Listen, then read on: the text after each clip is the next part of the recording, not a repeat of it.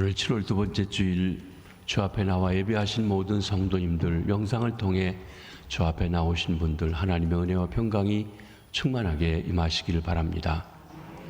우리 지난 주일은 맥주감사 주일을 드렸고, 오늘 다시 본문을 통해서 로마서 후반부 강의 19째 시간 신비를 알라 하는 제목으로 말씀을 드립니다.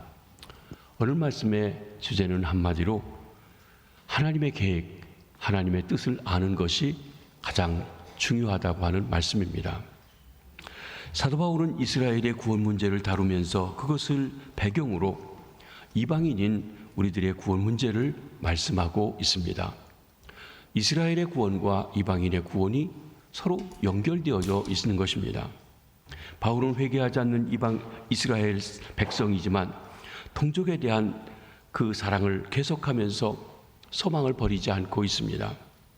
바울은 동족으로부터 핍박을 받고 죽을 뻔했던 자기의 개인적인 사정은 생각하지 않습니다. 그의 마음에는 동족 이스라엘이 구원받기를 간절히 소망하는 마음이 있었던 것입니다. 그것은 하나님께서 알려주신 신비, 비밀, 미스테리 때문입니다. 하나님께서는 이스라엘을 회복하심으로 인류 구원을 완성하실 계획을 계시에 알려주셨던 것입니다. 인류 구원의 핵심에는 여전히 이스라엘이 있습니다. 이스라엘이 반드시 돌아와서 구원의 완성을 이루는데 쓰임받게 될 것이라고 하는 것입니다. 이스라엘이 민족적으로 다시 회복시켜 주실 것이라고 하는 것입니다. 하나님의 역사는 심오합니다. 그 신비를, 그 비밀을 알아야만 한다는 것입니다. 25절 상반절의 말씀입니다. 형제들아, 너희가 스스로 지혜 있다 하면서 이 신비를 너희가 모르기를 내가 원하지 아니하노니. 모르기를 원치 아니한다 하는 말은 알기를 원한다는 말의 강조점입니다. 이 신비를 반드시 알아야 된다. 그래야만 우리 신앙생활을 바로 할 수 있다. 그런 말씀이기도 한 것입니다. 우리말로 지금 신비라고 번역된 이 말이 개역판에서는 비밀이라고 이야기했었습니다. 그래서 옛 성경을 가지고 있는 분들은 비밀이라고 했습니다. 그런데 이번에 개역 개정판에서는 신비라고 번역했습니다. 신비, 비밀, 영어로는 미스테리.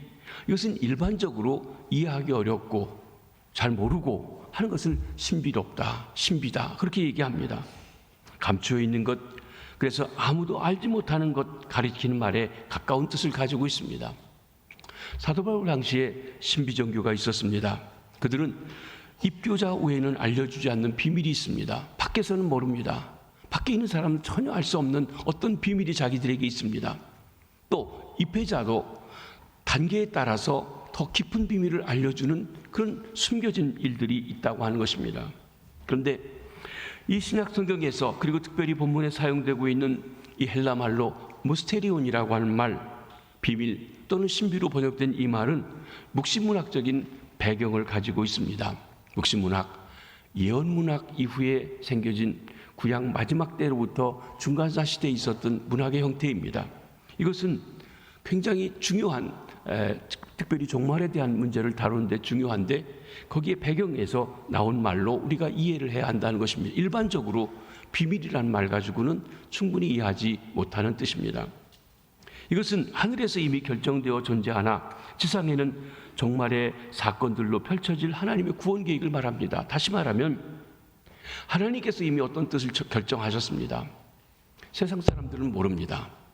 그것을 그 어전위에서 하나님이 결정하는 과정에 함께 동참하도록 부름받은 사람은 그 사실을 알고 있습니다. 한두 사람일 수 있습니다. 하나님의 뜻을 전달해 준 사람만이 알고 있다고 하는 것입니다. 이 비밀, 이 신비, 미스테리라고 하는 이 말에 쓰여진 배경을 이해하기 위해서 보여줄 수 있는 중요한 사건이 열왕기상 22장에 나옵니다. 여러 곳에 이 하늘의 어전 회의에 대한 부분이 성경에 있습니다. 에스겔서에도 있고 예레미야서에도 있고 이사야에서도 볼 수 있습니다. 그러나 이 열왕기의 말씀이 전체 배경을 좀 우리가 설명하는데 도움이 되어 그 이야기를 좀 먼저 합니다. 북왕국의 아하방, 우리가 아는 것처럼 바알과 아세라 신을 섬겼던 이세벨과 결혼함으로 했던 아주 악한 왕입니다. 이 아하방이 남왕국의 여호사밧을 청합니다. 여호사밧에게 딸을 시집 보내서 여호사밧이 하나님을 잘 섬기는 경건한 왕이었는데 그만 며느리를 잘못 얻어가지고 나라가 굉장히 어려워지고 힘들게 됐던 그 일입니다. 그러나 여호사밧 자체는 경건한 왕이었습니다. 아합이 엘리사밧을 불러서 우리가 힘을 모아서 길르앗 라못이라고 하는 영토를 우리가 되찾아야겠으니 싸우러 가자 그럽니다. 이때 여호사밧이 그러겠다고 하면서 그러나 한번 하나님의 뜻을 물어보자고 합니다. 먼저 여호와의 말씀이 어떠한지 물어보소서. 그러자 아합 왕이 선지자 400명을 불러 모아가지고 그들에게 물어봅니다. 내가 길르앗 라못에 가서 싸우랴 말랴. 그러자 아합 왕이 선지자 400명에게 물어봤더니 이 400명의 사람들이 일제히 똑같게 대답합니다. 올라가소서 주께서 그 성읍을 왕의 손에 넘기시리이다. 이런 선지자들이 400명이 일제히 똑같은 말을 하자 오히려 여호사밧은 마음에 의심이 되었어요. 뭔가 찝찝합니다. 그래서 이 석연치 않은 마음속에 여호사밧이 이야기합니다. 이외에 우리가 물어볼 만한 다른 여호와의 선지자가 여기 있지 아니합니까? 그랬더니 아합 왕이 찜찜해하면서 얘기합니다. 예, 한 사람이 있긴 있는데 미가야라는 사람이 있긴 있는데 그 사람은 항상 나한테 대해서 좋은 얘기 해주는 법이 없습니다. 나쁜 얘기만 합니다. 라고 이야기하는 것입니다. 그러자 여호사밧은 오히려 그러면 그 사람을 통해서 얘기를 들어보고 싶다고 해서 청하게 됩니다. 미가야 선지자가 왕 앞에 오게 되자 아합 왕이 물어봅니다. 미가야야, 우리가 길르앗 라못으로 싸우러 가랴 또는 말랴? 이 말에 미가야 선지자도 시큰둥한 듯 대답합니다. 400명의 선지자들과 똑같이 대답을 합니다. 올라가셔서 승리할 겁니다. 여호와께서 그 성읍을 왕의 손에 주시지 않겠습니까? 하고 이렇게 대답합니다. 아합 왕은 그의 그런 태도에 대해서 싫어하면서 얘기합니다. 왜 그런지 나름대로 생각하면서 내가 몇 번이나 네게 맹세하여야 네가 여호와의 이름으로 진실한 것을 내게 말하겠느냐 하고 얘기한 것입니다. 그러자 미가야가 정색을 하면서 하나님께 받은 말씀 바로 그에게 전합니다. 그리고 그 말씀을 어떻게 받아서 알게 되었는지에 대해서 얘기합니다. 이것이 여기 신비라고 하는 말이 전해지고 내용을 가지고 있는 배경에 우리가 적용할 수 있는 것입니다. 먼저 미가야 선지자가 하나님의 주신 말씀을 전합니다. 내가 보니 온 이스라엘이 목자 없는 양같이 산에 흩어졌는데 여호와의 말씀이 우리에게 주인이 없으니 각각 평안히 자기의 집으로 돌아갈 것이니라. 한마디로 무엇입니까? 아합 왕 당신 전쟁에 가면 죽을 것이요. 그게 하나님의 뜻이요. 목자, 왕, 백성의 목자는 왕이에요. 그 목자가 죽었으니 양떼들은 다 흩어지게 될 것이다 라고 예언했던 것입니다. 여러분, 400명이 얘기했어요. 한 사람이 얘기해요. 인간의 다수결의 문제가 있습니다. 민주주의의 맹점이 여기 있습니다. 400대 1이면 말도 아니고 무조건 400명이 한쪽이 맞지요? 그런데 400명이 다 틀렸어요. 한 말, 한 사람, 하나님의 뜻을 온전히 안, 신비를 안, 이 미가야 한 사람의 말이 옳았습니다. 왜냐하면 실제 전쟁에서 이 한 사람의 말대로 되어졌기 때문에 그런 것입니다. 그러면서 그가 어떻게 이 이야기를 알게 되었는지에 대해서 이야기합니다. 그는 하늘을 보았습니다. 여기 19절 20절의 말씀을 한번 보시기 바랍니다. 내가 보니 여호와께서 그의 보좌에 앉으셨고 하늘의 만군이 그의 좌우편에 모시고 서 있는데 여호와께서 말씀하시기를 누가 아합을 깨어 그를 길리앗 라못에 올라가서 죽게 할꼬 하시니. 여러분, 구약 성경의 예언서들을 보게 되면 하나님께서 종종 하늘의 어전 회의를 열으셔가지고 그 의견을 물어봅니다. 누가 우리를 위해서 갈고 이사야에게 얘기했었죠. 이사야도 그걸 보았습니다. 예레미야에서도 그런 말씀들이 나옵니다. 여기도 그렇습니다. 자, 아합 왕이 못돼서 죽여야 되겠는데 그 길르앗 라못 싸움에 가서 죽게 해야 되겠는데 이게 하나님의 계획이세요. 하나님의 뜻이세요. 어떻게 그를 이 길르앗 라못 가서 죽게 하겠느냐라고 물어본 겁니다. 여러 가지 토론이 있는 후에 한 천사가 얘기합니다. 내가 가서 거짓말하는 영이 되어서 그 모든 선지자들의 입에 있겠습니다. 그러자 하나님께서 허락하십니다. 여호와께서 이르시되 너는 꾀겠고 또 이루리라. 나가서 그리하라. 그래서 이 천사가 와서 400명의 어전 그 선지자들, 그 왕궁에 있는 선지자들의 입에 들어가서 지금 거짓말을 했다는 겁니다. 뭐 여기 얘기가 또 진행되는 게 있습니다. 그것이 우리에게 중요한 건 아닙니다. 그렇습니다. 이것이 400명의 선지자들이 거짓말로 거짓을 진짜인 줄 알고 왕에게 말한 이유고 배경이라는 것이에요. 그에 비해서 그 내용을 아는 하늘의 어전회의를 직접 참석한 자기로서는 당신이 죽는 것이 진정한 하나님의 뜻이라고 하는 것을 알게 되었다는 것입니다. 다시 말씀드리지만 400명이 문제가 아닙니다. 혼자이기 때문에 틀렸다고 말할 수 없다는 것입니다. 때로는 혼자가 400명보다 정확하게 알 수 있습니다. 여기 중요한 것은 하나님이, 생명의 주관자신 하나님이, 역사의 주관자신 하나님이 어떻게 결정하셨고 뭐라고 말씀하시는지가 중요하다는 것입니다. 그렇습니다. 여기서 비밀, 신비는 아방이 전쟁에 죽고 패배하는 것입니다. 이 비밀을 미가야 선지자는 하늘의 어전회의에 초대받아 알게 되었습니다. 이것이 오늘 본문에 나오는 신비, 비밀, 무스테리온이라고 하는 말이 사용되고 있는 배경인 것입니다. 사도 바울이 하나님의 구원 계획을 알게 되었습니다. 일반적으로 알려진 것과 달리 새롭고 깊게 깨닫게 되었습니다. 하나님의 구원 계획은 이방인이 복음을 먼저 전달하여 그래서 이방인의 믿는 수가 어느 정도 차게 되면 그 다음에 가서 하나님의 백성으로 택하신 이스라엘이 민족적으로 구원을 얻게 될 것이라고 하는 것입니다. 이 하나님의 구원 계획은 종말 전인 현재 하나님께서 그의 백성을 위로하고 경고하기 위해서 택하신 종들 곧 선지자들이나 목시가들에게 이미 계시하시어 선포하시는 하나님의 구원을 계획을 말씀하고 있습니다. 그런데 백성들은 들으려고 하지 않아요. 듣지 않아요.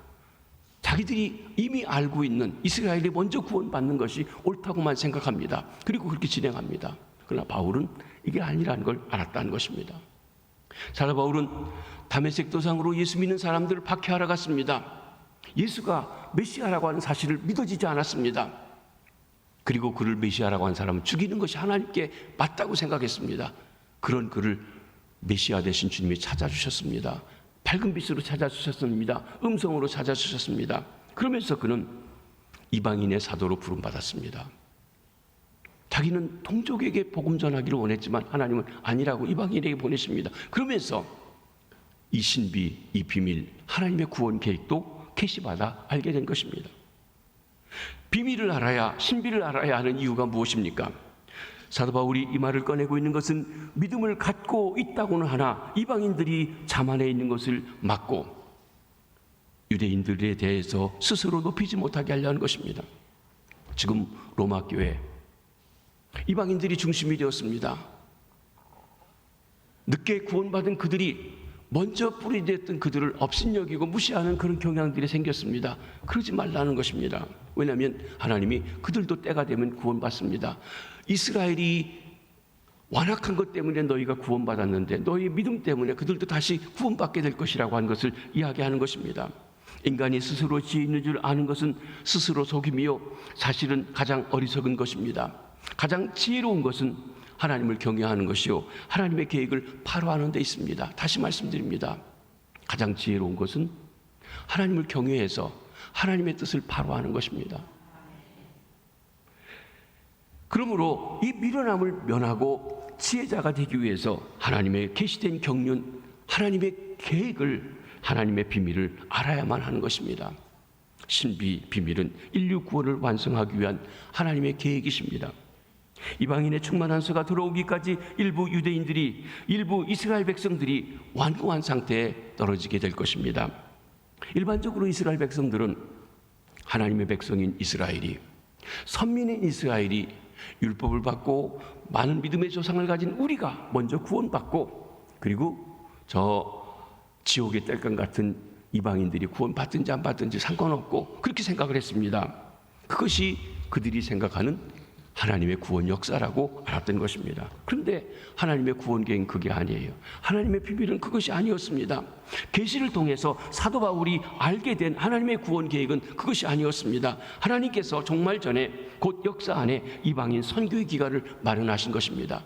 유대인들이 믿지 않는 시간 동안에 오히려 하나님께서는 이방인들을 선교하시고 이방인의 충만한 수, 이방인이 몇 명이 돼야 충만한 수인지 우리는 모릅니다. 하나님의 마음에 있습니다. 그 수가 차면 그 다음에 이스라엘이 구원받아요. 이스라엘은 반드시 구원받을 것입니다.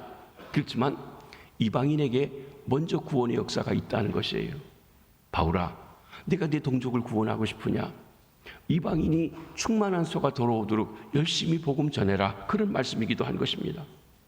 이방인들은 하나님 나라로 부르시기 위해서 이스라엘의 마음을 강박하게 만드셨습니다. 그러기에 바울은 지금 이스라엘 유대인들은 대체로 복음을 거부하고 이방인들이 복음을 받아들일 때이므로 이방인들에게 복음을 선포하여 하나님께서 정한 수대로 이방인들이 모두 하나님 나라에 들어오게 해야만 했던 것입니다. 그런 뒤에 유대인들의 완악함이 풀려서 온 이스라엘이 예수를 그리스도로 믿고 구원받게 될 것이라는 것입니다. 온 이스라엘이라고 할 때는 한 사람 한 사람 모든 사람을 말하는 것이 아니라 상당수의 사람이라고 했습니다. 지난번에 예수, 자기 조상들이 십자가에 못 박아 죽인 예수, 그분이 진정 우리 메시아로 왔는데 우리가 몰라보았다 회개하고 믿게 된 사람들, 메시아닉 주라고 하는 사람들이 지금 이스라엘 땅의 전체 인구의 0.02%라고 했습니다. 민족적으로 상당히 구원받았다고 말하기는 어려울 것 같아요. 우리 대한민국이 약 20%가 크리스찬인데도 아직도 믿지 않는 사람이 아주 많이 있는데 0.02%라고 하는 건 정말 미미한 숫자인 것입니다. 여하튼 이런 내용이 사도 바울이 깨달은 비밀, 신비, 하나님의 구원 계획인 것입니다. 이런 특별한 계시가 있었기 때문에 철두철미하게 유대인이었던 바울, 다메섹 도상에서 이방인의 사도로 부름받고 이방인 선교를 위해서 나설 수 있었습니다.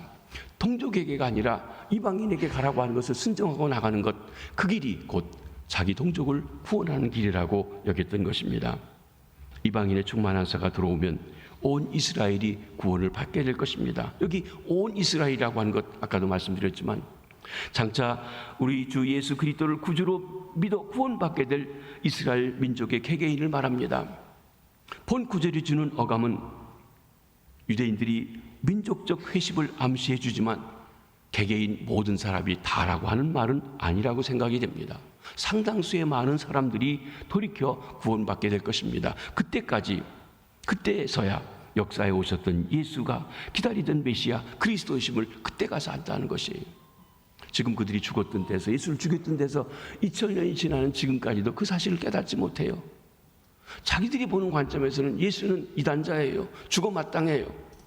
하나님을 모독한 사람이에요. 아직도 그것이 비껴지지 않고 있다는 것이에요. 우리 이방인들이 설명해줘 들으려고 하지 않아요. 왜? 자기들이 가지고 있는 특권의식의 완고함 때문에, 우리가 잘 믿고 있다는 생각 때문에 믿지 않고 있다는 것입니다. 이것이 오늘날에도 바울 당시와 똑같이 이스라엘 백성 선민이 가지고 있는 완고함이요, 그리고 어리석음 속에 있는 것입니다. 그렇습니다. 이 신비, 비밀, 미스테리는 하나님이 세우신 언약의 성취입니다. 구원자가 시온에 오실 것입니다. 26절에 기록된 바 구원자가 시온에서 오사. 여기 사도 바울 선생님은 하나님의 비밀에 대한 자신의 견해를 강조하기 위해서 이사야 선지자의 말을 인용합니다. 성경에서 기록된 바 하는 것은 예언된 말씀을 인용한 것입니다. 신약 성경엔 구약의 성취입니다. 구약에 예언된 것이 신약에서 그리스도를 통해서 어떻게 성취되었는지 하는 것입니다. 이사야가 예언한 것, 구원자가 시온에서 오사. 여러분, 시온, 민족적으로 이스라엘에게 난다는 말입니다. 구원자는 민족적으로 이스라엘의 적들을 물리치고 이스라엘을 구원해내는 구속자 메시아이십니다. 그 메시아는, 그리스도는, 메시아란 말은 히브리 말이고, 그리고 그리스도란 말은 헬라 말로서 똑같은 말인데 의미는 기름 부음 받은 자입니다. 하나님이 인류 구원을 위해서 기름 부어 세워준 그 사람, 그분, 이스라엘 민족 중에서 오실 것입니다. 그렇습니다. 우리 주님 예수 그리스도는 이스라엘 백성으로 오셨습니다. 유다 지파로 오셨습니다. 아브라함의 후손이요 다윗으로 오셨습니다. 또 구원자 메시아가 야곱에게서 경건치 않은 모든 것을 돌이키실 것이라고 했어요. 26절에 보면 야곱에게서 경건하지 않은 것을 돌이키시겠고, 여러분 구약 성경에서 야곱이라고 할 때는 그 야곱이란 특정한 사람을 가리킬 때도 있지만 통체적으로 집합적으로 이스라엘 민족 전체를 가리키는 대표적인 용어로 사용합니다. 야곱, 이스라엘 민족이에요. 그의 변화된 이름인 이스라엘도 이스라엘을 가리킵니다. 이스라엘 민족이 전반적으로 범죄하여 경건치 않게 되었다는 것이에요. 바울 당시에도 그랬습니다. 아직까지도 사실은 이스라엘 민족들이 하나님의 뜻을 거부하고 있어요. 자기들은 잘 믿고 있는데 적어도 메시아, 예수가 메시아, 하나님 보내신 메시아를 알아보지 못하고 있다는 점에서는 그러합니다. 그런데 이렇게 불경건한 상태에 있는 이스라엘을 그리스도께서 메시아가 하나님과 화목하게 해주실 것이라는 것입니다. 이스라엘 중에서 죄인을 회개시켜서 믿도록 하시는 날이 반드시 온다는 것입니다. 셋째로 하나님이 저들의 죄를 없이 하실 것입니다. 27절 말씀을 한번 보십니다. 내가 그들의 죄를 없이 할 때에 그들에게 이루어질 내 언약이 이것이라 함과 같으니라. 죄를 없이 한다. 구원의 내용입니다. 우리가 구원받았다고 할 때는 반드시 그곳에 죄 사함, 죄 용서, 죄에 대한 해결이 있어야 합니다. 저와 여러분이 구원받았다고 할 때도 죄에 대한 처리가 있어야만 가능합니다. 이 죄의 처리는 메시아 대신 예수 그리스도께서 대속의 십자가를 지심으로 말미암아 해결이 됐습니다. 스스로 해결할 수 없습니다. 구약의 제사 제도를 통해서 일시적으로 죄 사함 받지만 그것은 결국 십자가를 통해서 완성될 진정한 제사에 대한 예표일 뿐인 것입니다. 그렇습니다. 그러기에 여기 그들의 죄를 없이 할 때라고 하는 말은 메시아가 오셔서 십자가에 살려 대속을 하실 그때라고 하는 것입니다. 그리고 그들에게 이루어질 내 언약이 이것이라 하신 말씀은 이스라엘 조상들에게 축복의 언약을 하셨던 것이 곧 예수 그리스도의 십자가의 대속이란 뜻입니다. 이렇게 미리 언약하시고 예언하여 두셨던 것이 그대로 이루어졌습니다. 또 이루어질 것입니다. 하나님의 비밀을 아는 자라면 확신 속에 설 수밖에 없습니다. 사도 바울은 그 확신이 있었기 때문에 자기 동족에 대해서 실망하지 않고 때가 되면 돌아온다고 하는 담대함을 가지고 있으며, 그러면서 이방인 교인들에게, 새로 믿은 사람들에게 뿌리 깊은 이스라엘 사람들을 너무 그렇게 무시하지 말라, 교만하지 말라 하고 권면하고 있는 것입니다. 그 두 번째로 하나님은 후회하지 않으십니다. 바울은 이스라엘의 불순종으로 인해 이방인들이 긍휼을 입어 복음을 받아들이게 되었고 마침내 불순종하는 이스라엘에게도 긍휼을 베푸실 때가 올 것이라는 것을 말씀하십니다. 그리고 그렇게 함으로써 하나님의 택하심과 부르심의 목적이 완성될 것이라는 것입니다. 즉 이스라엘이 마침내 돌아옴으로 아브라함에게, 이삭에게, 야곱에게, 이스라엘 백성들에게 주었던 그 일이 완성되어질 날이 올 것이라는 것입니다. 이것이 로마서 9장부터 11장까지 단락에서 요약된 것이고 결론적인 부분이에요. 우리 9장, 10장, 11장에서 이스라엘의 구원, 이방인의 구원, 하나님의 주권, 하나님의 신실하심, 하나님의 공의 속에서 어떻게 이 관계가 이루어지는지에 대해서 우리가 보고 있는 것입니다. 하나님의 택하심은, 하나님의 부르심에는 후회하심이 없습니다. 복음으로 하면 이스라엘이 이방인 신자들을 위해서 원수된 자들입니다. 하나님에게서 잘려진 사람들입니다. 유대인들이 복음을 거부하여 실제로는 하나님과 적대 관계에 있었지만 그로 인해서 이방 세계가 오히려 복음의 소식을 듣게 되었습니다. 이방인들이 하나님과 화목하게 되었어요. 여러분, 저와 여러분이 구원받은 데에는 이 성경적인 하나님의 계획대로 하면 이스라엘 사람들이 거부한 것에 대한 혜택이에요. 은혜예요. 그런데 뿌리 깊게 전통적으로 율법을 가지고 하나님의 역사 속에 택함받은 백성들이 하나님의 말씀을 듣는데 이해가 되지 않고 믿어지지 않는데 우상을 섬기고 잡신들을 섬기고 쓰잘데없는 것에 빌던 우리가 그 복음을 듣고 깨달아 알았어요. 얼마나 놀라운 일입니까? 여기에 하나님의 긍휼하심이, 깨닫게 하심이 함께하고 있다고 말씀하는 것입니다. 하나님과 원수되었던 우리가 하나님과 화목하게 되었습니다. 하나님의 택하신 백성이었던 유대인들은 복음을 받아들이지 않고 배척하였어도 하나님의 택하심과 전혀 무관했던 이스라엘 백성들은 복음을 듣고 받아들이게 된 것입니다. 상대적으로 유대인들은 하나님과 대적 관계가 형성되어서 내려가고 있습니다. 택하심으로 하면 이스라엘이 조상들에 의해서 사랑 입은 자들입니다. 비록 복음의 경륜에서는 이스라엘 백성들이 이방인들을 위해 원수된 자로 간주되었지만 그들의 조상 덕분에, 조상과 맺은 언약 덕분에 하나님의 사랑 가운데 있습니다. 우리 중에서도 몇 대째 믿으시는 분들은 그 조상들이 믿었던 믿음의 틀 안에서 지금 주 안에 계신 분들도 있습니다. 바로 그런 점입니다. 이스라엘이 그렇죠. 대대로 하나님은 그의 백성들에게 은혜를 베푸셔서 신실하게 언약을 성취해 가시는 분이시기 때문에 그 후손들에게도 조상과 맺은 언약을 성취해 가실 것입니다. 아브라함과 맺은 언약, 이삭과 맺은 언약, 야곱과 맺은 언약, 모세를 통해서 얻은 언약 다 완전히 신실하게 이루실 것입니다. 하나님은 예나 지금이나 한결같이 신실하시기 때문입니다. 29절입니다. 하나님의 은사와 부르심에는 후회하심이 없느니라. 내가 잘못했겠다, 잘못 불렀다 이런 말이 없다는 거예요. 그 부르심에 대해서 등지고 있지만 하나님이 부르셨다면 때가 되면 긴 시간이 후라해도 하나님의 방법으로 돌이키신다고 하신 것입니다. 하나님은 한번 정하신 뜻을 돌이키거나 변심하지 않으십니다. 실수하는 일이 없으신 분이십니다. 공의를 베푸심, 은사를 베푸심에 있어서 후회함이 없으십니다. 이방인에게 베푸신 긍휼에 후회하지 않으십니다. 이방인은 과거에 믿지 않았습니다. 우상을 섬기던 사람들입니다. 그런데 이스라엘 사람들, 택함 받은 사람들, 조상이 훌륭한 그들이 불신의 자리로 나가서 참 감람나무였는데 찍혀버린 그 자리가 비었을 때 하나님께서 돌감나무 같은 우리를 거기다 접붙여 주셨습니다. 하나님의 긍휼하심을 통해서 믿음에 들어와서 구원받게 되었습니다. 그게 저와 여러분 우리입니다. 그리고 이방인의 신앙은 다시 이스라엘을 자극해서 저들도 신앙에 들어와 하나님의 긍휼, 하나님의 구원을 받게 될 것입니다. 유대인에게 베푸신 긍휼에 대해서도 하나님은 후회하지 않으십니다. 이렇게 이스라엘이 회복됨으로 이스라엘에 대한 하나님의 언약은 결코 폐하해지지 않고 그대로 이루어진다는 것입니다. 여기 우리가 주목하고 넘어가야 할 일이 있습니다. 그것은 우리 이방인들이 구원받은 것은 이스라엘이 하나님을 믿지 않은 것 때문에 구원받게 됐어요.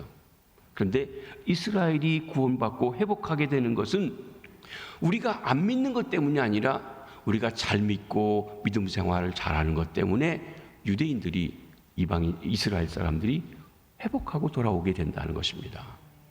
그렇습니다. 곧 이방인에게 베푸신 긍휼로 이제 이스라엘도 긍휼을 얻게 하시는 것입니다. 그래서 이스라엘이 충만함이 이방인에게도 더욱 충만하게 되는 것입니다. 앞에서 우리가 보았듯이 이스라엘의 실패가 우리 이방인들의 구원하는 것이 되었다면 이스라엘이 제 위치에 들어와서 자기 역할을 잘 감당한다면 얼마나 더 크고 놀라운 역사가 있겠느냐. 먼저 믿은 사람들이 잘 믿지 않아서 새로운 사람들이 믿게 되었다면 먼저 믿은 사람들이 더 잘 믿고 바로 믿으면 지금 하나님의 은혜가 교회 안에 더 얼마나 더 넘치도록 있겠느냐. 그런 말씀도 될 것입니다. 세 번째, 모든 사람에게 베푸신 긍휼에 후회함이 없다고 했습니다. 여기 32절 말씀을 봅니다. 하나님이 모든 사람을 순종하지 아니하는 가운데 가두어 두심은 모든 사람에게 긍휼을 베풀려 하심이로다. 이 말씀은 앞에 본 30절과 31절의 이유를 설명하는 동시에 결론 부분의 말씀입니다. 모든 사람, 하나님이 모든 사람을 순종치 않은 가운데 가두어 두셨다. 모든 사람에게 긍휼을 베푸시려고 하는 것이라는 것입니다. 한마디로 사람이 구원받는 데는 하나님의 긍휼하심, 은혜 때문이에요. 저와 여러분이 구원받은 것 착해서, 공부 잘해서, 이뻐서, 착한 일 많이 해서, 또는 똑똑해서 아니라는 거예요. 은혜를 베풀어 주셨어요. 근데 이스라엘은 그동안 잘난 척했어요. 자기들만 특권 받았다고 자랑했어요. 그런데 그들도 그렇게 자기들의 행위를 가지고 절대 구원받지 못해요. 언제? 자기들의 완악함을 깨닫고 하나님의 긍휼을 구할 때예요. 그들도 긍휼하심을 통해서예요.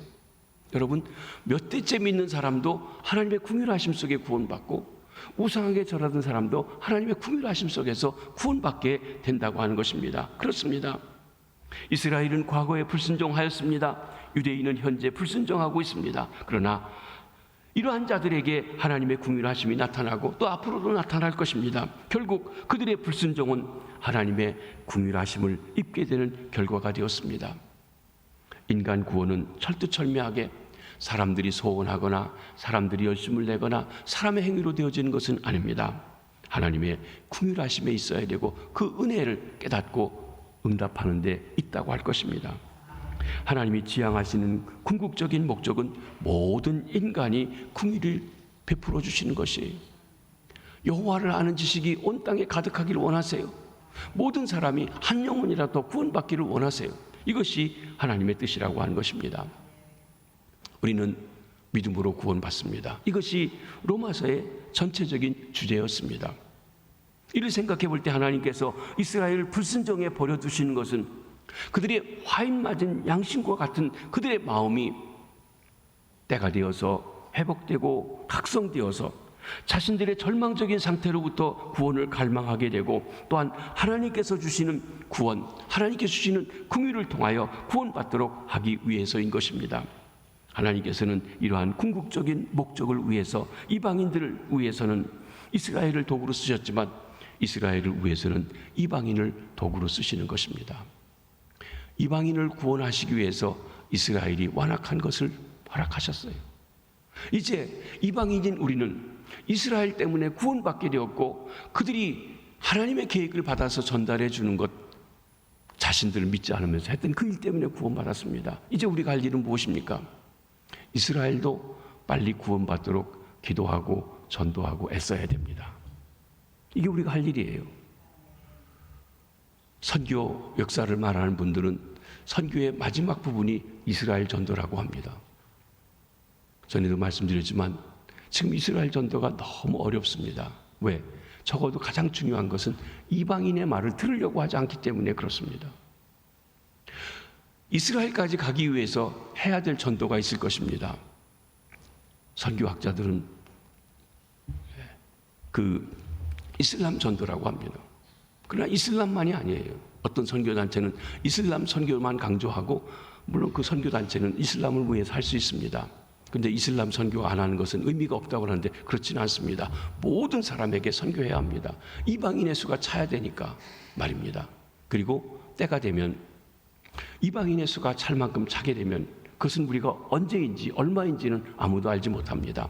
하나님의 주권에 있습니다. 그러나 반드시 틀림없이 확실히 이스라엘이 민족적이 돌아올 때가 있을 것이고 이스라엘이 민족적으로 돌아올 때가 이 세상의 구원이 마지막 주님이 오실 때와 가까워진다고 하는 것입니다. 그런데 사도 바울이 이 편지를 쓸 때 이스라엘이 나라가 잃어버렸을 때라고 하면 지금은 나라가 회복됐어요. 1800년이 넘게 말이죠. 그러니까 우리는 이스라엘이라고 하는 나라에 대해서 유익 있게 보셔야 돼요. 거기에 너무 매달릴 건 아니라도 적어도 관심하셔야 돼요. 저들이 예수님과의 관계가 어떻게 되어가는가, 이것이 종말과 연결되어진 하나님의 계획 속에 있다고 하는 것입니다. 그를 통하여 모든 인류의 구원이 완성되어질 것입니다. 말씀을 정리합니다. 하나님의 사랑은 풍성하십니다. 신실하신 하나님께서 그 언약과 계획을 이루어 가십니다. 심지어 이 바울 당시에서부터도 몇천 년 전에 있었던 언약들 우리 시간에 하나님의 방법으로 하나님의 시간에 아름답게 이루어 가십니다. 아브라함과 맺은 언약, 이삭과 맺은 언약, 야곱과 맺은 언약 다 이루어 가실 것입니다. 신실하신 하나님께서 그 계획하신 일들을 아름답게 이루어 가실 것입니다. 우리는 사도 바울을 통해서 주신 이 신비의 말씀을 통해서 이방인의 수가 차면 이스라엘이 민족적으로 구원받게 되고 그리고 나서 우리 주님께서 오시겠구나 하는 것을 염두에 두고 힘써 전도하고 또 복음을 드러내서 하나님을 아는 지식이 온 땅에 퍼지도록 해야 할 것입니다. 그런데 하나님의 역사는 심오합니다. 신비롭습니다. 그래서 우리가 일일이 헤아리고 어떻다고 말하기가 어렵습니다. 우리가 할 수 있는 것 하나님의 뜻을 구하고 하나님을 찬송하고 영광 돌리는 것입니다. 하나님을 늘 찬송하며 그분의 높고 귀하고 오묘한 뜻을 구하여 하나님께서 맡겨준 일들을 감당하는 주의 백성들, 주님의 뜻을 이루어드리는 주의 백성들 되시길 주의 이름으로 축복합니다. 기도하겠습니다.